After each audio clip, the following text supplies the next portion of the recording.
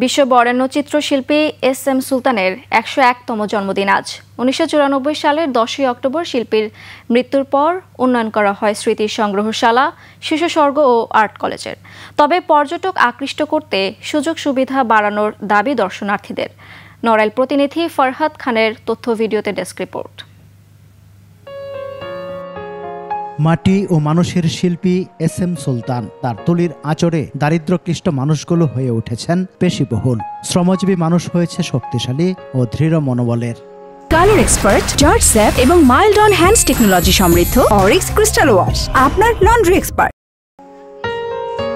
২১ পদক ও স্বাধীনতা পদক সহ আন্তর্জাতিক নানা পুরস্কারে ভূষিত শিল্পী সুলতানের খ্যাতি বিশ্বজুড়ে। শিল্পীর মৃত্যুর পর তার স্মৃতি বিজড়িত বাসভবন ঘিরে গড়ে ওঠে সুলতান স্মৃতি সংগ্রহশালা, শিশু স্বর্গ ও আর্ট কলেজ। আমরা এখানে প্রায় আসি এবং তার এসব আদর্শ দেখে অনুপ্রাণিত হয়ে অনেক ছবি দেখেছি, আমার অনেক ভালো লেগেছে। বিভিন্ন ধরনের ছবি দেখা যাচ্ছে, যা দেখে আমরা খুব অনুপ্রাণিত হচ্ছি। শুনেছি যে এস.এম. সুলতান শিশুদের নিয়ে এই নৌকা ঘুরতেন এবং তিনি এই নৌকার ভিতর বসে ছবি আঁকতেন। চিত্রপাড়ে এস.এম. সুলতানের ভ্রাম্যমান শিশু স্বর্গ, দ্বিতল নৌকা ঘাট কিংবা সুলতান ঘাট থেকে চিত্রা নদী পর্যন্ত বাঁশের সাঁকো দৃষ্টি কাড়ে সবার। জায়গাটি আরো বেশি পর্যটন বান্ধব করার দাবি তাদের। আমি জানাচ্ছি যে এটাকে ভালো করা হবে, ভালো করা হলে বাইরের লোক আসবে, অনেক জায়গার লোক আসবে, এখানে ঘুরবে। সুলতান সাহেবের যে ছবিগুলো আছে, এই ছবিগুলো বেশ কিছু জায়গায় ছবির কিছু রং বা এগুলো নষ্ট হয়ে গেছে।